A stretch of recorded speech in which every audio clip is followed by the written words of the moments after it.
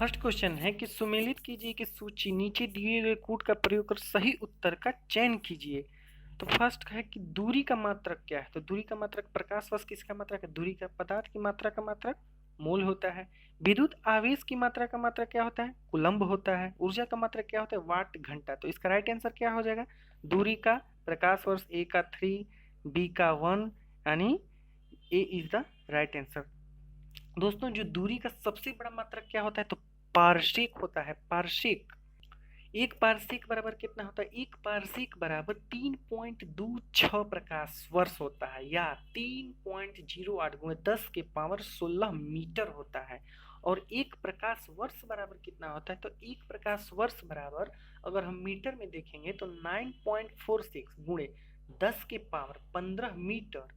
अगर हम किलोमीटर में देखेंगे तो एक प्रकाश वर्ष बराबर 9.46 गुणे 10 के पावर 12 किलोमीटर। ऊर्जा का मात्रक क्या क्या होता है? ऊर्जा का मात्रक देखिए, कार्य और ऊर्जा का मात्रक एक क्या होता है? जूल भी होता है, और क्या होता है? तो वाट घंटा, वाट सेकेंड, किलोवाट घंटा। नेक्स्ट क्वेश्चन देखते हैं। क्वेश्चन है कि इसमें भी देखिए, त्वरण का मात्रक क्या होता है? मीटर प्रति सेकेंड स्क्वायर। बल का मात्रक न्यूटन। कार्य का मात्रक जूल। आवेग का मात्रक होता है न्यूटन सेकेंड। तो इसका राइट आंसर क्या हो जाएगा? D. D is the right answer, option D. देखिए त्वरण, त्वरण किसे कहते हैं? वेग में परिवर्तन की दर को क्या कहते हैं? त्वरण कहते हैं। बल का मात्रक न्यूटन होता है। नेक्स्ट क्वेश्चन देखते हैं। नेक्स्ट क्वेश्चन, निम्नलिखित में से कौन सा एक व्युत्पन्न परिणाम नहीं है? तो इसका राइट आंसर क्या हो जाएगा?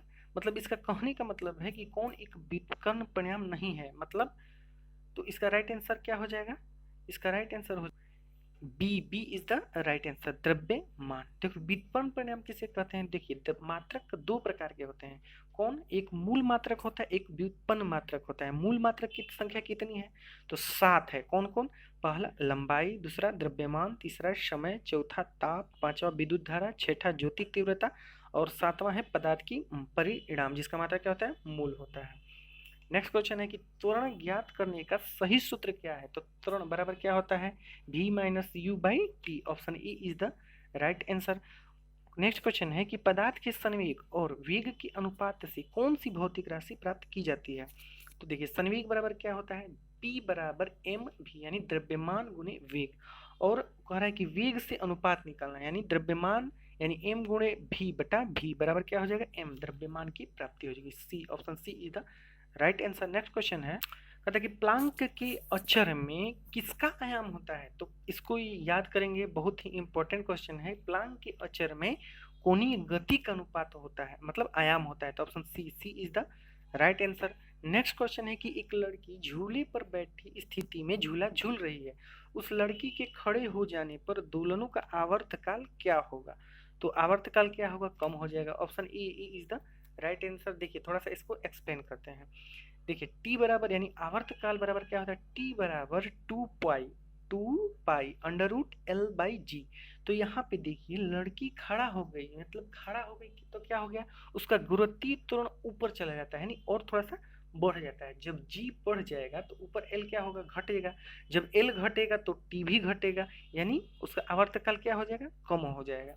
नेक्स्ट क्वेश्चन है कि घूर्णन करती एक गोल मेज पर अचानक एक लड़का आकर बैठ जाता है, तो मेज के कोणीय वेग पर क्या प्रभाव पड़ेगा? तो कोणीय वेग क्या होगा? इसको याद रखें, कोणीय वेग कम हो जाएगा। यहाँ पे ध्यान देंगे कि ये कोणीय वेग पूछ रहा है, तो option A is the right answer. Next question है, यदि किसी चलती हुई वस्तु के वेग को दुगुना कर दिया जाए तो उसकी त्वरण दुगुना हो जाएगा? नहीं। गतिज ऊर्जा दोगुनी हो जाएगी? नहीं। गतिज ऊर्जा चारगुनी हो जाएगी? हाँ, option C, C is the right answer. देखिए कैसे हम लोग जानते हैं, देखिए पहले सबसे पहले समझिए यांत्रिक ऊर्जा के प्रकार के होता है? दो प्रकार के। कौन कौन? पहला होगा स्थितिज ऊर्जा, दूसरा कौन होगा? गतिज ऊर्जा। गतिज ऊर्जा को इंग्लिश में क्या कहते हैं? Kinetic energy. तो के ई बराबर क्या होता है? Half M V square. यहाँ पे बोल रहा है कि वेग को दुगुना कर दिया जाए, तो वेग को दुगुना करने पर यहाँ पे गतिज ऊर्जा क्या हो जाएगी? 4 गुना हो जाएगी। अगर यही पूछता कि संवेग कितने गुना हो जाएगी, तो संवेग कितने गुना? 2 गुनी हो जाएगी, और गतिज ऊर्जा 4 गुनी हो जाएगी। नेक्स्ट क्वेश्चन है कि किसी पिंड के द्रव्यमान तथा भार में अंतर होता है क्योंकि? देखिए थोड़ा सा इसको हम समझ लेते हैं। द्रव्यमान और भार में अंतर समझिए। देखिए द्रव्यमान जो कहीं भी चल जाए ये कांस्टेंट रहता है, यानी ये बदलता नहीं है। जबकि भार, भार बराबर क्या होता है? तो भार बराबर होता है द्रव्यमान गुणे गुरुत्वीय त्वरण, अर्थात भार बराबर क्या होगा? एम, एम गुणे जी। देखिए, इसीलिए द्रव्यमान परिवर्तनीय नहीं होता है और भार परिवर्तनीय है, अर्थात इसका B, B is the right answer. द्रव्यमान स्थिर रहता है, क्यों?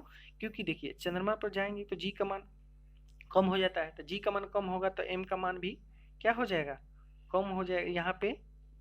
तो इसीलिए भार बदल जाता है और द्रव्यमान नहीं बदलता है। नेक्स्ट क्वेश्चन है कि किसी भी स्थिर या गतिशील वस्तु की स्थिति और दिशा में तब तक कोई परिवर्तन नहीं होगा जब तक उस वस्तु की बाह्य बल सक्रिय न हो। तो यह क्या, किसका उदाहरण है? तो ये न्यूटन की गति विषयक के प्रथम नियम, option E is the right answer. दोस्तों, न्यूटन के प्रथम नियम से क्या मिलती है? हमें बल की परिभाषा मिलती है। न्यूटन का दूसरा नियम क्या कहता है कि किसी वस्तु के संवेग में परिवर्तन की दर आरोपित बल के समानुपाती होता है, अर्थात न्यूटन की गति के दूसरे नियम से बल की परिभाषा मिलती है। न्यूटन की गति तीसरा नियम क्या कहता है? तीसरा नियम है कि प्रत्येक क्रिया के बराबर परंतु विपरीत दिशा में प्रतिक्रिया होती है। नेक्स्ट क्वेश्चन है, किसी असंतुलित बल द्वारा किसी पिंड में उत्पन्न त्वरण, त्वरण क्या होगा? यानी एफ, एफ बराबर क्या होगा? पहले एफ बराबर एम ए, यानी द्रव्यमान गुणे त्वरण।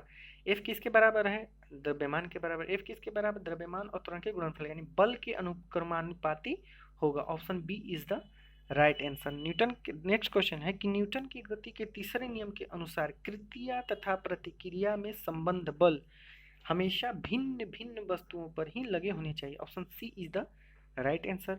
नेक्स्ट क्वेश्चन है, प्रत्येक क्रिया के बराबर व विपरीत दिशा में एक प्रतिक्रिया होती है, यह नियम किसका है? तो न्यूटन की गति के तीसरे नियम का है यह सत्य। दोस्तों, न्यूटन ने अपनी पुस्तक माइक्रोग्राफिया में गति के तीनों नियम की व्याख्या की थी। इसको याद रखें, न्यूटन की किस बुक में? माइक्रोग्राफिया में।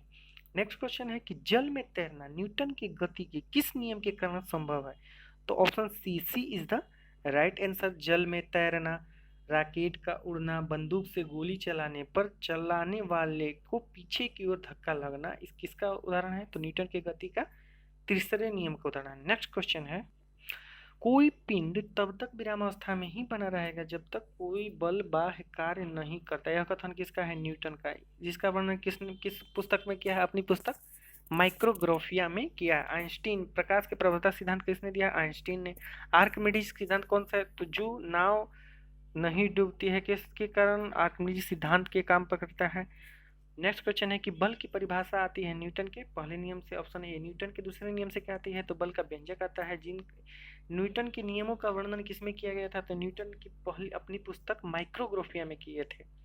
नेक्स्ट, और गुरुत्वाकर्षण नियम यानी एफ, गुरुत्वाकर्षण जी का मात्रा क्या होता है? 6.6 गुणे 10 के power minus 11 newton metre square प्रति केजी स्क्वायर। नेक्स्ट क्वेश्चन है, किसी पिंड के उस गुणधर्म को क्या कहते हैं जिससे वह सीधी रेखा में विराम या एक समान गति स्थिति को में किसी भी परिवर्तन का विरोध करती है? तो जड़त्व, B, B is the right answer. Next question है, न्यूटन के पहले नियम को भी कहा जाता है जड़त्व का नियम। Option B is the right answer. संवेग का बराबर क्या होता है? पी बराबर एम भी होता है। ऊर्जा का मात्रक, कार्य ऊर्जा का मात्रक क्या होता है? जूल होता है। बल आघूर्ण का मात्रक क्या होता है? न्यूटन मीटर होता है। ऑप्शन क्वेश्चन, अगला क्वेश्चन है कि गाड़ी खींचता हुआ घोड़ा किस बल के कारण आगे बढ़ता है? तो ऑप्शन डी, पृथ्वी द्वारा घोड़े के पैरों पर आरोपित बल के कारण घोड़ा आगे बढ़ता है। नेक्स्ट क्वेश्चन है, नेक्स्ट, चलती हुई बस जब अचानक ब्रेक लगाती है तो उसमें बैठे हुए यात्री आगे की दिशा में गिरते हैं, इसको किसके द्वारा समझाया जाता है? तो इसको न्यूटन के पहले नियम के द्वारा समझाया जाता है। देखिए कैसे गिरते हैं अचानक ब्रेक लगाने पर। देखिए, आदमी जब सीट पर बैठे हुए होते हैं तो निचला हिस्सा कमर से सीट पे संलग्न होने के कारण गति में से तुरंत विरामावस्था में आ जाता है, लेकिन जो कमर से ऊपर वाला हिस्सा होता है वो तुरंत ही विराम का विरोध करता है, अर्थात वो गति में ही बना रहना चाहता है, जिसके कारण यात्री ब्रेक लगाने पर आगे की दिशा में गिरते हैं। अब सापेक्षता का सिद्धांत किसने दिया था? तो आइंस्टीन ने दिया था। न्यूटन का दूसरा नियम समझ बता दिए। तीनों नियम का व्याख्या किसमें है कि क्या है? तो अपनी पुस्तक माइक्रोग्राफिया में किया है। नेक्स्ट क्वेश्चन है कि रॉकेट किस सिद्धांत के का पर कार्य करता है? तो न्यूटन के गति के तीसरे नियम, option A is the right answer. Next question यदि एकाएक चलना प्रारंभ करे, अश्वारोही के गिरने की आशंका का कारण क्या है? विश्राम जड़त्व, option C is the right answer.